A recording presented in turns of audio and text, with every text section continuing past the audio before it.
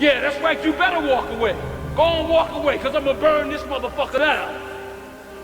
King Kong ain't got shit on me. You a toilet bowl gangster. Scary nigga. 40 Glock had you hiding in the bathroom, looking for a stash room. College prep nigga, you belong inside a classroom. Professor Clump lab room, turned them to a mass school. We don't believe you, you need more people. And Jamie Foxx proved he more cheer than you. He like, Plies was trying to hide, I was chilling outside with 40 Glock and 40 guys trying to get their asses slide. Call is now being recorded. Okay, we have on the phone my brother Yukmouth, former member of the Loonies, with known for their hit single, I Got 5 on it. Thank you for doing this interview. You will be the first person on my blog. Oh, okay. Yeah. I ain't mad at that. Yes, thank you. It's an honor. Thank you for having me. Anyway. Okay, first question. And some of these questions I did get from other people. They just want to know. They want to know, do you still perform the song I Got 5 on it? Yeah, of course. I open my show with that. Are you tired of performing it? Nah, because it's part of me. It's what made me. You know, made my career, made motherfuckers pay attention, so I never get tired of it. I perform it first to let the fans know. Like, a lot of my hardcore Yukmouth fans just know me of just beefing with niggas and thugged out the album. They never knew that I was part of the Loonies. You know what I mean? So I start my show off with that song. You know what I mean? To let them know. And they go, oh, shit, you did that too? I'm like, yeah, nigga. Now we can go into this Yukmouth shit. You know what I mean? So I wake that game up. Because I made my own identity as Yukmouth. Nobody even think of me as the Loonies, you know what I mean, as a part of the Loonies. They think like Yukmouth. They don't even think of it. So I got to remind motherfuckers every so now and then, you know? Mm-hmm. So where did the name Yukmouth come from? Shit. Shit. Everywhere. I mean, they had a little nursery rhyme about the shit when we was little. You know, they call you Yukmouth, you befriend the breast, come give me a kiss. You know, all the shit, you know, from the little cartoons and shit. Little cartoon shit when we was in the 80s and shit, the cartoon, Yukmouth cartoon, the Colgate cartoon, to Too Short and the 75 Girls when they like, they call you Yukmouth, you refuse the brush. I mean, it was always out there. The name was always out there, but nobody took that name. And I'm thinking like, okay, it's a little this, little or baby this, or, you know what I mean, or MC this, or, you know what I mean, or big this, and little. So I'm like, I want to be different.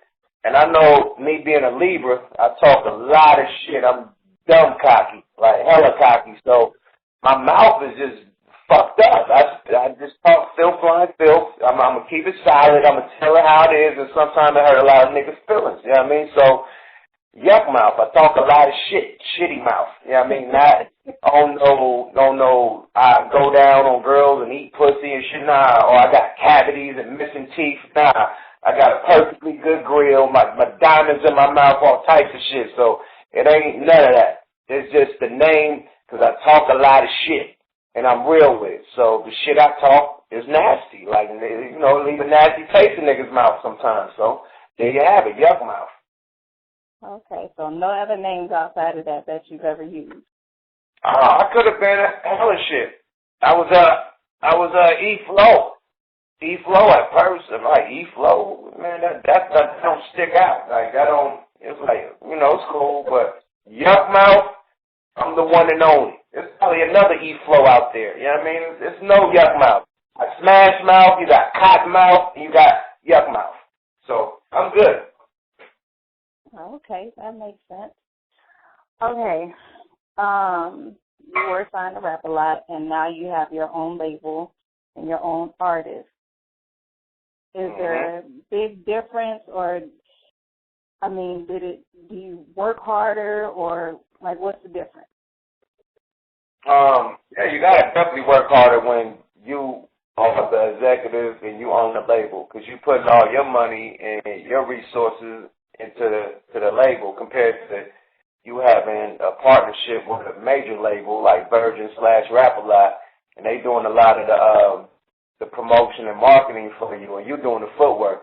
So as a partnership, but now I got to do everything: promotion, marketing, footwork, perform, do the album, press it up, you know what I mean?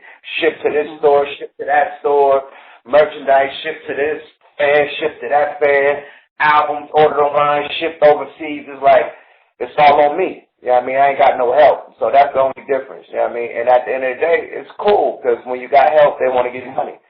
Now I just make all the money for me. So I'm good. I like, me getting all the money to the head. It's better, especially now when everything is viral and the record label can't really do too much you can't do yourself. Like, you can post your own shit on YouTube. You can shoot your own videos. You can put out your own mixtape on thathip.com. That's the same setup the fucking label gonna want you to do before they even drop your single. So why go with the 360 deal where they take a percentage of everything where you can own everything? So I actually like the setup right now because it ain't like no money like that. Albums ain't selling no more like millions. Like niggas used to sell 10 million. Albums ain't selling 3 million, 2 million barely with the biggest acts. You know what I mean? So when it's like that, no albums is selling around the board, period. So if you ain't selling, if the record label is supposed to help you catapult to selling more albums. Now, if you could sell the same amount of albums by yourself that the record label, then there's no need for the record label. It's just like, they just taking your money. So I'm good. Independent. Everybody gonna be independent in a minute, man. Shout out to Gucci Mane. Shout out to T.I. I mean, you seeing the big niggas going independent, period, because the record labels ain't doing shit. The artist is doing everything. So I've been a nigga. I'm from the Bay. I'm from where 40 and Too Short, MC Hammer, all them dudes started independent and made independent empires. They laid the blueprint. Niggas like C-Bo, West Coast Mafia. I mean, just all the niggas from the Bay, the Mac Dre, the whole Thiz movement. Them niggas made it from scratch. You know what I mean? So yeah, I can remember when I lived in Oakland and I was little and Too Short lived around the corner and he was selling tapes out of his trunk. Right. Come on, that's serious. Same with 40 and them, same with Mac Dre and them. So at the end of the day, I seen the blueprint. So when it came to me having to do the shit myself, I mean, I bought my independent hustle to rap a lot. I was the only artist besides Scarface that had a record label deal. Everybody else was artists. I had a joint venture, Smoke a Lot / Rap a Lot, and Scarface had his label / Rap a Lot. We the only ones. And I'm a nigga that just came there. So how was my seniority back over all the other artists that been there? I ain't gonna say no names, but they've been there longer. They've been selling more albums than me. But my hustle got me that deal. Jay seen me put the United Ghettos of America together myself, the soundtrack and the DVD, edited, artwork, everything, myself with no help from him. He was like, okay, this nigga is serious. So he gave me a deal. You know? Yeah, I see a different hustle with Bay Area artists, a whole different hustle. Like, nobody could keep up with y'all. Okay, man. We done dropped about, six regime videos back to back, for that Dragon Gang album and the last Dragon album. Me and Jay Hood about to come out, smack them. I mean, a nigga busy. I got a lot of shit on the plate, man. Not including my solo album that's about to shit on niggas, JJ based on the Bill story. So I'm just lining shit up and cooking shit up, Yeah. Okay, in your eyes, what are the 3 key things of staying relevant? Oh, shit. Your music got to be dope. Period. Mm-hmm. Can't stay relevant without making dope music. Period. Like, that's why I was able to still survive 20 years later, because I've always been a dope lyricist. You know what I mean? And there's a lot of dope lyricists out there that ain't here no more. So it's more than just having dope lyrics. You got to have dope music. You know what I mean? And once you get a fan base or a cult-type fan base like I got, the regime, our fan base is around the world. We got niggas with this dragon tattoo around the planet, banging this shit like a cult or a gang, a worldwide gang. So when you got something like that, it's easy to do you. Easy to just do you and focus on that fan base. As long as you keep feeding that fan base with the shit that they like about you or your crew, you should be able to survive. You know what I mean? Now, if you try to do every fad that comes in. Okay, the hypey movement came in, the jerk movement came in, the crunk movement came in, this, that, and the third. If you try to do every movement that came in, it makes you look fake, like you ain't true to your music. So just stay true. You gotta stay true to your music and true to your fans, and you'll survive. Period. Okay, that's what's up. Okay. So your wife is your manager, correct? Yeah. Yeah, why not? How does that work out? It's good. I mean, at the end of the day, you know, I got these relationships, building, you know, business relationships. I haven't been in the game 20 years, so I got a lot of relationships, and I just felt I didn't need, you know, no janky, you know, janky promoter, a janky manager, whatever you want to call it, you know, press deals behind my back saying, you know, I'm only getting this, but I'm really getting, you know, 2 times the amount. And, you know, they taking that and they taking they cut. I ain't got no time for people to, I'm hands-on with everything. So I basically manage myself, me and my wife. Yeah, we manage me. You know, I make the phone calls. I call the people. She make the phone calls and handle the business, but I got the connections. So, you know, teamwork makes the dream work. You know what I mean? Does she manage, help you manage any of your other artists? And then who's going to look out for your best interest? You know, you got to have a motherfucking...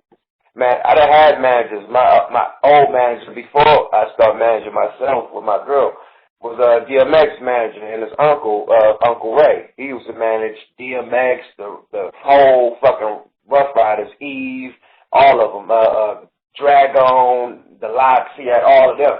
And then here's me. You know what I mean? So you'll get a manager that got all the top artists that's just focusing on his top artists. He was mainly focused on DMX. This when DMX just came out. You know what I mean? And he's doing all the movies and this, that, and the third. So he wasn't lining shit up. I was lining my own shows up. I was lining everything up. So I'm like, why have a manager? You know, you got, you know, nice clientele, but you ain't doing the work that I need done. You know what I mean? Period. So I was like, fuck it. I fell back. You know what I mean? It just did me. You know, I got connections. I've been riding my way without niggas, without a manager, without none of that shit. So I was like, fuck it, man. Why even include somebody in your business if they ain't doing nothing? You know, you got to earn your 10% or your 20%, whatever you want. You got to earn that. You can't just sit and watch me set shit up and then ask for your percentage. It's like, nigga, you ain't set this up. You know, so it became that one to where it's like, I'm setting everything up, so why don't I manage myself? Period. Okay. So no publicist, no nothing, just you and her. Nah, I got a publicist. I fuck with different publicists, you know, depending on what project. You know what I mean? Like, you got to pay a publicist monthly. You know what I mean? You don't just have a publicist on board for the whole fucking career. You know what I mean? You got to pay them. So when I put out an album, you know, I pay a publicist for 3 months, you know what I mean, to promote the album, set up the interviews, the P&R and all that. So I go with, you know, different, you know, a couple different people, you know. Okay. So does she help you with the other artists, or is that just you? She helps with everything. She helps with the tour management, the shows management. She waking motherfuckers up when they got to get to the airport. She said changing flights, all the shit, man. She's all the groundwork for all of us, not just me. You know, everybody who roll with me getting a call from sis. Period. She straightened everything out. So okay, so she's Superwoman. She takes care of the kids and the business. yeah, that's Superwoman, definitely. Okay. What made you move to Southern California? What made you move out of the Bay? So before we end that, big shout out to KZ so people know what we're talking about. Definitely. But what did you say after that? I said, what made you move to Southern California as opposed to staying in the Bay? Shit, man. I was too connected. Period. I had to move away from the dirt or get real dirty and be locked up for the rest of my motherfucking life. So I chose to switch it up, get new environment, you know. You don't know nobody, you can't get in trouble. You know what I mean? Me, I'm from the projects. You know what I mean? Come from, like, I got my record deal from turning a drug deal into a record deal. So that's what type of hype I was on. This is me as a youngster, man. I'm only it's me as a youngster. I'm only fucking 16. You know, we got signed when I was 18. But still, You know what I mean? I'm doing that. Doing my 1-2. So all my niggas getting shot, killed. You know what I mean? I get shot. You know what I mean? All the shit, period. Just hustling in the streets, doing the most. At the same time, when I made Ice Cream Man and all this shit. So we get signed to Version Records, which is located in Beverly Hills. Once we got signed, we was flying there every weekend to do press, do a video, to do this, that, and the third, radio drops, this, that, and the third. So we was like, man, fuck it. We just might as well just move out there because we keep on taking these fucking flights like every weekend. We tired of it. So, and for me to get away from the shit, you know, because I'm too connected. I knew every drug dealer, every kingpin, every pimp in Oakland. I was fucking, them was my homies. So who's to say, I'm in the wrong place at the wrong time, riding with the wrong person or do some business with the wrong person on some, I don't got to do this shit, but my homeboy like, oh, come on, man, let's put in on the kilo, man. Come on, my nigga, you ain't got to even look. I mean, and that turned into him getting busted and snitching on me. I mean, it could go into some old wild shit. So I had to separate myself from all that street life, period, that I was connected with. And just, focus on my music career. So that's why I moved to L.A., to focus on my music. I'm still connected, man. I'm a nigga that would have took my album advance and went and flipped some work and would have been out there, wiggling, period. So I had to get away from that to not do that. And I'm still alive. I think if I would have been in Oakland, I would have been knocked down or locked up forever because I would have definitely invested in my hood or in my niggas, period, with my rap money. Yeah. So I'm good. Okay, that was a smart move. Call is now being recorded. Now, I have never seen somebody get their Instagram shut down as much as you.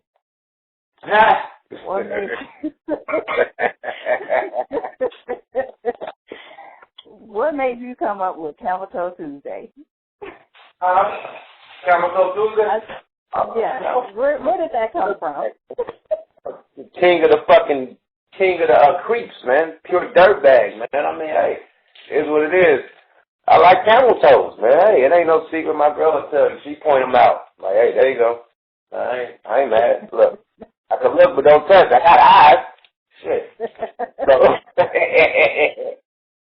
So, every time I turn around, I'm like, dang, he ain't got no Instagram no more. Yeah, because of Camel Toe Tuesday. But somebody reported me because I was like, I got a little wild with it. Like, I had some joints up there with, like, the lip poking out the side. And, like, somebody tried to say that was creepy. So I stopped even posting them. Like, right now, I got fully clothed camel toes, so they can't say nothing. So they can't report me. And I think it was a little punk-ass bitch reporting me, like an estranged fan that, I probably didn't sign her autograph or something, that she just fucking wild on me. Every time she seen me, she reported me. You know what I mean? Yeah. So, that's funny as my shit. That is too funny. Yeah, this is like my fourth account. This is my fourth account. Wow. Fourth one. 3 got shut down. Wow, right. I was like, fuck Instagram for it, man. I'm like, man, fuck that shit, man. 3 accounts, like 6,000-7,000 motherfucking followers. I got to start over. Like, this is bullshit. But you know what? You always get them back, though. That's the thing about it. You I'm always trying. get your followers back. I'm trying to. It ain't. The whole shit about this, I couldn't even link it to my Twitter or my Facebook because I'm banned. You know what I mean? From the other joints. The other joints was hooked up to my Twitter and my Facebook. I started a new account, new number, new email, everything. So if you put your old Twitter account or your old, it's gonna link back up to the shit that was banned. So if I link my Twitter up, they go, boom, you're not authorized to be on. I'm like, nah. I just do, So you gotta figure it out. I can't even connect my shit, man. It's the matrix. It's like, what artist got to go through that with their fucking Instagram? Like, man, I can't connect it to my Twitter because they go goddamn shut me down again. Oh, man. Bullshit like that, man. Only yet, man. What the fuck, man? Yeah, that tickles me to death because every time I say, I'm like, dang, he got another Instagram. This don't make no darn sense. This is the fourth one. This is the fourth. I can name all my names. This is the fourth one, literally. It's all good, though. I'm back. They can, you know, can't hold a black man down. Shock G voice. You know what I mean? Yeah. Okay. So you have, what is it, 18 karat, the golden era? Is that Yeah, 18. Yep, 18K, the golden era. Yep. Yeah, that's like my greatest hit. Oh, it's your greatest hit? Yeah, it's the greatest hits, but I got 4 bonus songs that just out of this world singles. I was gonna use them for my JJ album, but I'm going a whole different type of, you know what I mean, flow with the JJ album. But this is party shit. You got some street shit. So I got 4 bonus songs plus over 30, 33 of the greatest hits. So you're getting a double album. You know what I mean? For the price of one. You know what I mean? Okay. So fans gonna love this one, man. So I'm dropping that next month, September. I'll be on this Rise and Grind tour in September at the same time, promoting the 18K, you know, at the same time as the album dropping. So definitely pick that up, because a lot of motherfuckers, you know, when I dropped it in 95, you know, the Justin Biebers and shit, they were just born. Or the 2 years old, 1 year old. So it's like a lot of the youngsters that's grown-ups right now, you know, I gotta give them a lesson. You know what I mean? Like, they only know, like, Yuck was beefing with the game and the unit. They don't know, you know what I mean, me from back then. You know what I mean? So I'm just giving niggas a history lesson. You know what I mean? Basically, you know, with the 18K. You know what I mean? And just giving them all the old hits, you know, from the Looney shit to the Thugged Out, the Godzillas and all that shit. You know, to even shit like with me and Mac Dre, Boss Tycoon and shit like that. So I'm just giving them a dab of all my shit that people love the most. You know what I mean? With 4 bonus songs. You only get like 1 bonus song on some shit like that. I gave you 4 bonus songs from their EP plus 30-something songs. It's a double album. So you can't lose with this one, man, period, man. 18K, the golden era, dropping in September, man. Y'all get ready for that, Smoke A Lot Nation. Okay, so what songs are you most proud of throughout your whole career? Of course, 5 on it, you know, Okay. because Okay. we was hands-on. I was hands-on with 5 on it. You know, I made the hook, even though I didn't sing it. I came up with the hook. I bought the album, the Club Nouveau album, out the record store because my sister used to play Why You Treat Me So Bad So Motherfucking Much. And this is in the era with Puffy. This is when era of Puffy and them doing the remakes and everybody doing remakes. It's like nobody did the Club Nouveau. So I was like, no, we got to do this. Grabbed the album, took it to Tone Capone, the producer, and he replayed it and did what he did. But it wasn't like nowadays you come to the studio and the producer had a beat made or he'll send it in the email. No, I bought the album and said, sample this. So that's why I'm so proud of that song. Because I was so hands-on. If I didn't get that album, it wouldn't be no 5 on it. If I didn't make that chorus, it wouldn't be no 5 on it, period. Mm-hmm. So that's the most song I'm proud of because I was damn near the producer and the writer. I was the producer and the writer, co-producer and co-writer. So, you know. Which really wasn't going on back then. Right. Mm-hmm. So back in those days, nobody really wasn't doing that. I mean, you know, niggas wasn't writing no hooks for singers. Exactly. If the nigga wrote a hook, he wrote a hook. I wrote the hook, and then Tone Capone, he brought Mike Marshall in, which is from the Timex Social Club. So everything was just in place. Like, how did our producer actually know one of the Club Nouveau niggas or that was down with Club Nouveau back in the day? So everything just fell in place. So shout out to Tone for that and making a hot ass beat. I can't, you know what I mean, can't knock him or say or take credit for that. I just brought the idea to the table. He brought the shit to life. Period. You know? Yeah. Hold on, I got more songs. Boss Tycoon with Mac Dre. You know what I mean? That was our first song we ever recorded together.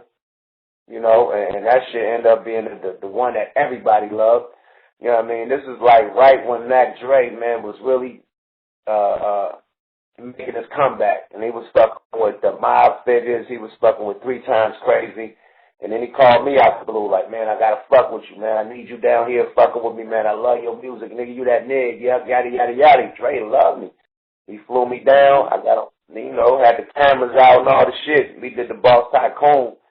And after that, we was best friends. Like, until the nigga died, we was the best of friends, you know what I mean? So that's a song that I'm proud of because that built a friendship that wasn't even there.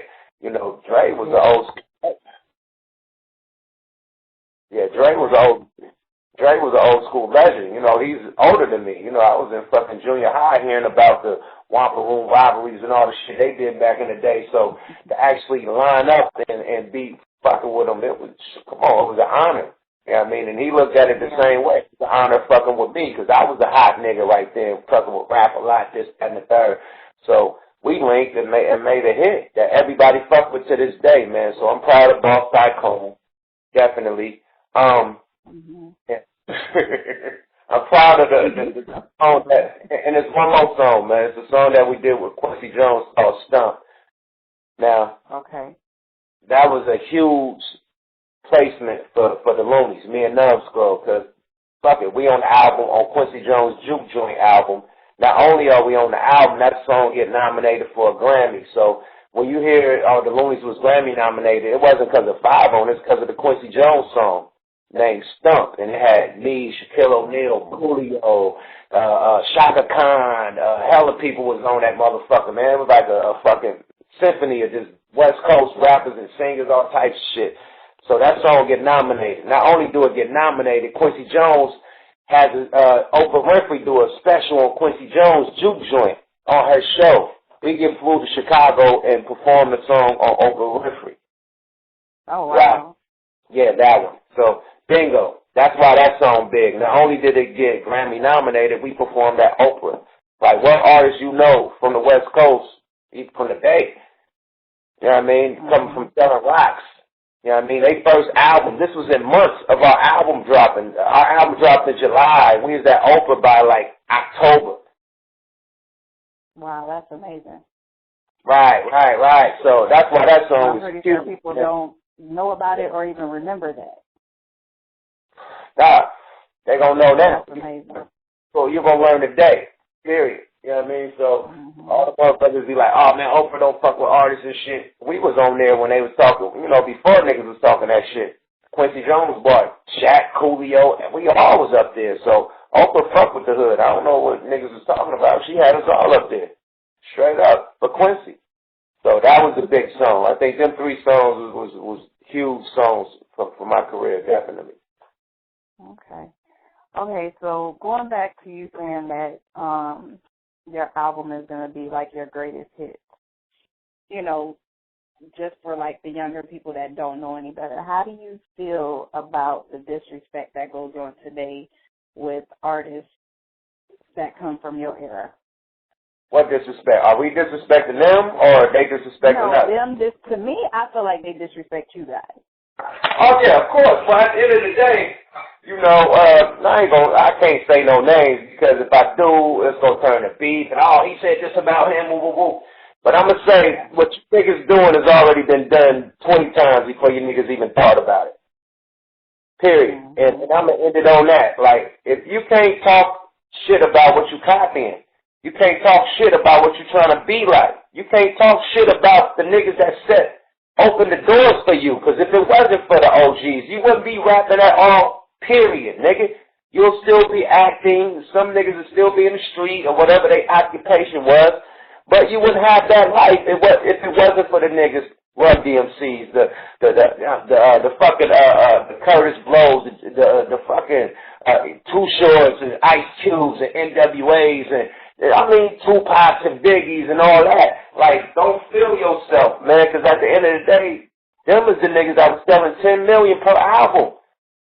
Dre selling $10 million, Pac selling $10 million, Biggie selling $10 million, M selling $10 million. You can't disrespect the niggas that outsold anything you ever did. Or man, it's like, come on, man. Everybody is knockoff artists of shit that's been in the past. It's a nigga that sound like this nigga. It's a nigga that sound like that nigga. It's a nigga that sound like that nigga. Period. Or they knock off the niggas that's today. It's niggas that sound like Wiz. It's niggas that sound like, I could go on. All the shit. I just had this debate with somebody the other day about, I feel like these artists now need to know their history because I'm like, these are the people that paved the way for you guys. Right. Why shouldn't you know your history? Right. But at the end of the day, I noticed this about, you know, I call it Generation X. But the Generation X, like the kids that was born in the 90s, you know what I mean, they don't have no respect for nothing. No respect for their parents, no nothing. It's all across the board. It ain't just the music or the old. They don't have no respect for shit, elders or nothing. It's like, who is these little fucking crazy ass monsters? Like, they on some shit for real. Like, they have no morals. Like, it's no morals. It's like, it's free for all. It's like anything goes with them. Anything. It ain't no like, okay, I got respect, I got loyalty, none of that. You know, so it's crazy. It ain't just with music. It's across the board. Period. Mm-hmm. Yeah, that's true. Wow. Period. They shooting shit. I mean, I'm talking about my city. Look at Oakland. All the niggas that's under 16 is the niggas that's killing everything. Look at Chicago. All the niggas that's under 16 or under 18 is the niggas that's killing everything. They don't give a fuck about nothing. Period. I ain't worried about nothing. Nigga ain't worried about nothing. That's their anthem. Why they shooting shit up? I'm telling you, man. Hey, that's across the board, man. It's like, when I grew up, we had the OGs in our hood, the schoolers.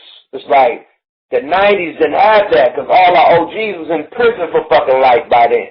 And then the niggas who did get the game, they kept it for themselves. They like, okay, nigga, I ain't giving these niggas whoop, whoop, whoop. Or if you try to give a nigga the game, he's so knuckleheaded and hard-headed, he wasn't trying to listen. So they weren't taught, you know what I mean, the G code or the codes of the streets. They just taught to get it by any means, however the fuck you get it, get it. You know, no morals, no organization. You know, I come from organized crime where everybody get a piece, everybody brings something to eat to the table. It's not like that. It's a free-for-all. Everybody for themselves and what they can get out of anything. That's what it is, period. Disrespect, it's free-for-all. So, you know, it is what it is. And it's kind of our fault because we didn't get a game to these niggas, period. You know? And somebody should have been like, yo. But then, it's like this. The rappers became the D-boys. Like, when I was in the 80s, man, the whole neighborhood used to look up to the D-boys. They was the superstars. We didn't give a fuck about Michael Jordan, only his shoes, I ain't gonna lie. But we didn't give a fuck about none of that shit. All the D-boys that had all the money that was coming through in the old schools and the candies, paints and shit and giving back, you know, turkey, giving out turkey and shit for Christmas. We looked at them niggas like they was the superstars. So boom, they come and then they, you know, they give back if your mama, you know, broke or something, can't pay the bill. They help her out, you know, they helping the hood out. And then they giving you game. Hey, little youngster, you don't need to be doing what I'm doing. You need to be in school, man. You need to be playing this basketball. Matter of fact, I'm gonna help you, man. I'm gonna put you in a little basketball league to get your game up. I'm gonna put you in this baseball league. They was helping niggas. Nobody helping the youngsters right now. It's like the rappers made all the money, moved out the hood and said, fuck the hood. You gotta be, we the D-boys now. Not to say we selling dope, but we the niggas that the hood look up to. So we gotta be the ones that come back in school like, yo, little youngster, this ain't what you do. You do whoop or give back to the youngsters or whoop and show them it's a different way. Nobody's doing that. So that's why it's kind of free for all too. So it's our fault too. You know what I mean? You can't just blame it on them. They don't know no better. If you wasn't taught right, you don't know no better. Period. Exactly. So, back to disrespect, let's talk about Plies. Wow, man. Fuck the fuck boy. You know, so I heard the song. I laughed so damn hard. Oh, man. Now, one part you said you so fake. You what you say? You rock a mask on the chain. You should have talked about that. Take the mask off the chain. He was performing. Man, that nigga that had the chain on the video, my nigga, the cardboard chain. Oh my God, that was funny. The cardboard motherfucking ski man. Hell was funny. Woo! I don't know, man. heard that part. I just knew you was gonna get on him about that chain coming off in the award. Oh man, and then I should have said something about a chain coming off too. I really didn't. My thing is it was just a little cheat check. I really didn't go super ham on him like I could. I was like, if this nigga respond, then I'ma tear some shit up. This was like a warning shot, like nigga, change your name and keep it pushing. But if he try to debate, like, oh fuck it, I took your name again, then it's over. That's when I'm deep in the nigga. So, hold on. Explain to everybody what is going on, because some people don't even know about what happened. And okay. I really feel like it's disrespectful. Man, listen, it's like this, man. We not getting no brownie points from beefing with this nigga. It's like kicking a dead horse, first of all. Nobody's thinking that we're going to blow up or niggas like, oh, they try to diss him to blow. No, this is actually making niggas like, why the fuck you do that? So it's actually not good for us. But we had to do it because this is where the beef starts. This nigga's calling his record label The Regime. And our crew was called The Regime. If you go to Wikipedia, look up The Regime, and say a rap group that was started by woo-woo-woos. It's in Wikipedia. So at the beginning, how I find this out, at the beginning of the video, it say Big Gates, and then right up under it say The Regime. So obviously he's calling his record label The Regime. So we had to get in his ass, period. Stick to Big Gates, my nigga. No Frank Ocean at that. But stick to Big Gates, my nigga. Like, don't claim that you know what I mean, some shit that's already popping worldwide. Niggas got tattoos and, pushing this movement everywhere. Amsterdam, New Zealand, Australia, Germany,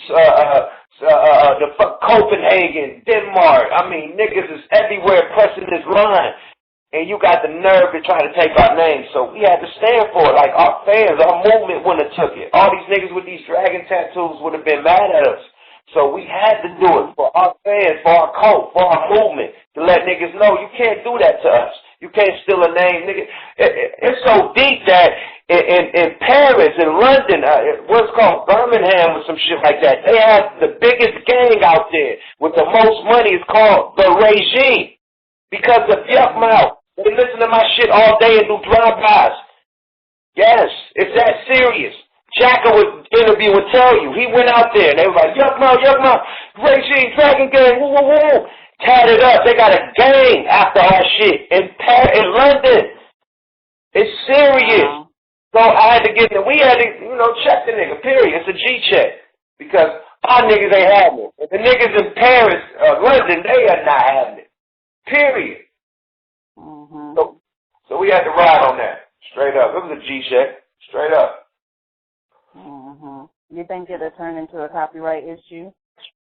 Nah. Plies ain't about life like that. I mean, I ain't gonna say his brothers, they with the shit. But Plies, he gonna keep it, he gonna hide in the bathroom or something. But if his brothers wanna chop it up, man, it's out there. Nigga hit me on Twitter, DM me, whatever. Nigga holler. If niggas feel some way about it, always come to the round table, chop it up and see what we could, figure out. It ain't nothing to, figure out if it's a misunderstanding. If he didn't know, he probably didn't know. I mean, shit, we let it go like that. But, if they want to holler, we can always holler. It ain't, I ain't no nigga like that to be like, oh, fuck him. Because it ain't no serious beef. Like, serious beef is like niggas that got shot up, beat up. Okay, we can't end this. Somebody got to bleed. But this is just musical shit. I made my point. We made our point. And it's understood, period. That's simple. Yeah, I don't know. I just took it as disrespect. Oh, definitely. Definitely. Because it's the new niggas trying to, like I said, what you doing has already been done. It's the new niggas trying to take shit from the 80s and the 90s and throw it out there like they did it. They're like, cut it out. Give respect to where you get it from. And when they don't do that, you get shitted on like we did Plies. Period. Exactly. And the church say amen. I said the church say amen. Check. Okay, is there anybody from the past or present in the industry that you just love their music and you think more people should be like interested in it or listening to it that's just like being slept on? What you say? I said, is there anybody from the past or present in the music industry that you think is being slept on? That, like, you just love their music and they being slept on? Oh, man, it's a lot. It's a lot. Because, I listened to hip-hop, before I was a rapper. I was a fan of just the hip-hop music, so I'm still a fan of hip-hop. There's a lot of dope niggas that don't get no credit at all. Period. It's underground niggas that murder. The first nigga I think of is Crooked Eye. That nigga is a monster. I don't give a fuck. He's the dopest on the West Coast to me. Period. As far as the niggas that came out, as far as lyricists. Now, I don't say he makes the best hits or, the best club songs. I'm talking about as far as being a lyrical swordsman, like a lyrical wizard. He's one of the most underrated, dopest MCs ever to me. Period. You could go with, who else is just hella dope out of this world? That just niggas don't even fuck with him. Who else is out of this world, man? There's some niggas in the Bay that's out of this world, man, too. It's a lot of dudes. I ain't gonna go into every, every genre. Yeah, I feel you. Crooked Eye is definitely one of the dudes that need a lot more recognition because he's fire. You know what I mean? Definitely. Okay. What's the most unbelievable rumor you heard about yourself? What's the most unbelievable rumor? Suge Knight robbed me.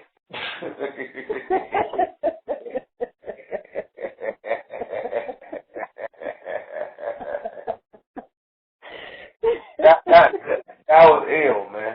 That was ill, man. They had me all on TMZ and shit, hella shit, man. So that was the illest rumor right there, man. I got robbed by some coon, not no fucking Suge Knight, man. Let's get that straight. Serious. Yeah, that was ill rumor. Funny. Yeah, that was a dope one. TMZ rolled with it too. They just rolled like, breaking news. And then the nigga George Lopez made a joke. Suge Knight robbed Yukmouth for $90,000. And Yukmouth, what are you doing with $90,000 worth of jewelry in the grocery store? Ha ha ha ha. Then they do talking shit on George Lopez and shit. He had me viral for a minute. Like, god damn. That rumor was ill. I was all on there and butter niggas jokes on TV, TMZ, but man, that was an ill rumor. And shit, it got me, 15 minutes of fame. Oh, God. I went platinum after that. I sold like double platinum and shit. MTV couldn't stop putting my videos. Shit, I'm fucking with you. Yeah, I was top 40 on the radio. They was playing the shit out of my song.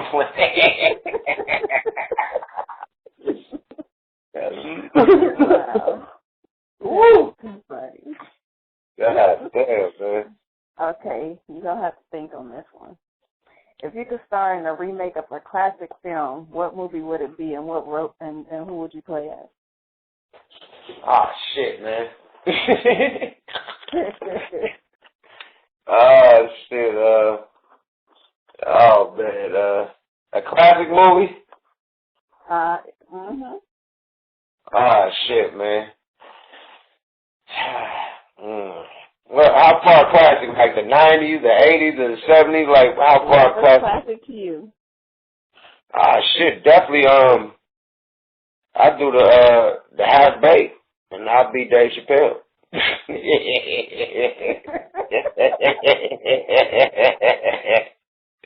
And it could be the regular cast, the little Mexican nigga, the white nigga, it could be everybody, but I would be in Dave role, you know what I mean? And it'd be turned up, too, definitely, because I really smoke.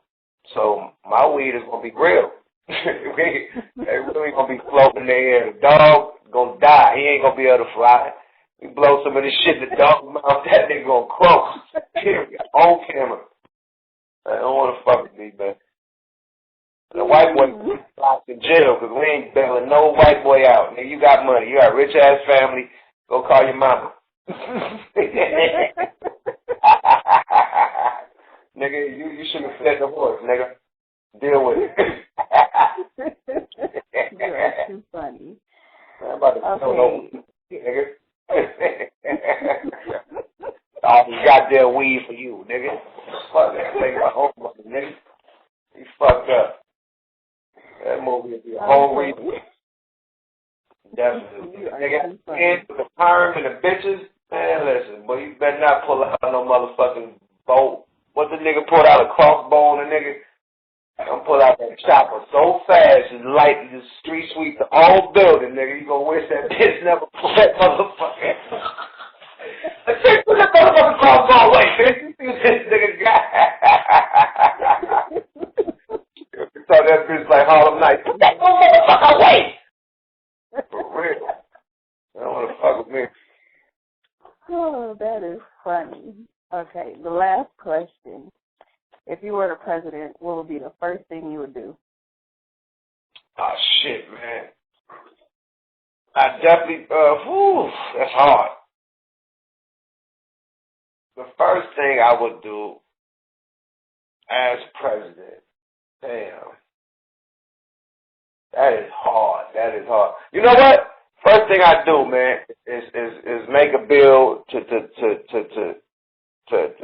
like probably what, 100 mil into school, into homeless shelters and rehabilitation centers, you know, to teach people the skills that they need to get a job, you know, the homeless, and building our schools back. Because right now all our schools is closing, teachers ain't being paid, the government is cutting this, that, and the third, but they got enough to pay for Iraq wars, fake wars and shit, billions of dollars every day, but we over here can't even pay for our motherfucking education for our kids, man, and it's sad. So I definitely wake up the education and just the homeless people, because we see all these goddamn commercials about Africa, and as soon as some shit happens, an earthquake in Haiti or some shit in the fucking China or wherever, it's like we send relief and send help. Like we need help here.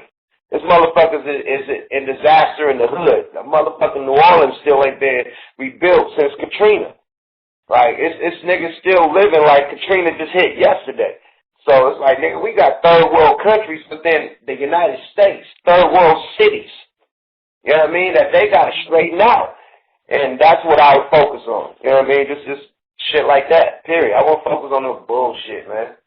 For real. Yeah.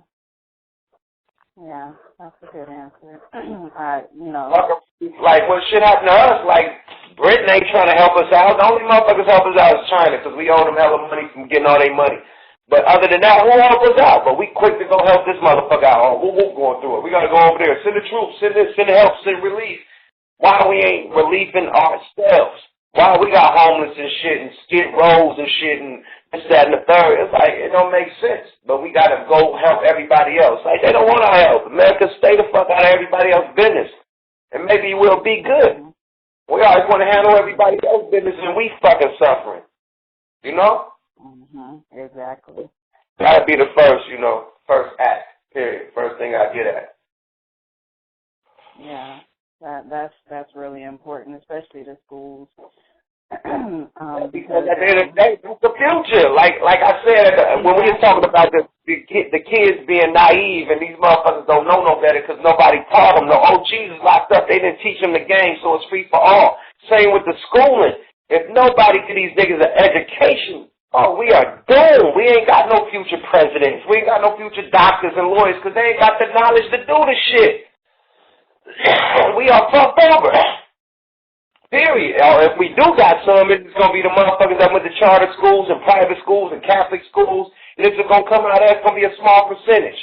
So at the end of the day, man, it's fucked up. Period. It's going to be a fucked up future. You know what I mean? It's going to be, all the game going to die with all the old heads because the youngsters don't know shit. And that's going to be across the board. It's going to be just like what happened in the streets. These youngsters don't know shit. That's why they so disrespectful. Same with these motherfuckers get old, don't got the proper education, to open business, to do this and the third. It's over. Period. They don't want to work. They think they can live with their mama for life and, live with their daddy and, just live in a room and just eat cereal and shit. And like, you got to get out and work one of these days. You got to get out and live your life and be a man and live life. And these kids don't even want to do that. They want to live with their parents till they're 30, 35. Parent them their croak, then they finally move out because they got kicked out because the houses, you know what I mean? Like, it's crazy. Yeah. So, it is what it is, man. Yeah. So tell everybody your website where they can go see your music, your products, and all that other stuff. Thanks for Yeah, man. Definitely, man. Go hit up, log in to SmokeALotRecords.com, man, and you get everything about the kid, man. You get the tour dates, the latest videos, the latest albums, the merchandise, the tattoo of the month, Smoke A Lot Radio, archives and reruns and shit, DVDs, nigga, shot glasses, anything you want, man. And my Twitter page, everything is connected on that SmokeALotRecords.com, man. So y'all log in and mind with the kid, man. Yeah. Spell your Twitter out for us. Oh, yeah, Twitter, at the Real Yukmouth, THA, Real Yukmouth. And Instagram, Regime General, man. I'm back. Okay. Thank you for doing this interview with us, and we All right. appreciate it. All right. Thanks for having me. Appreciate the opportunity. No problem.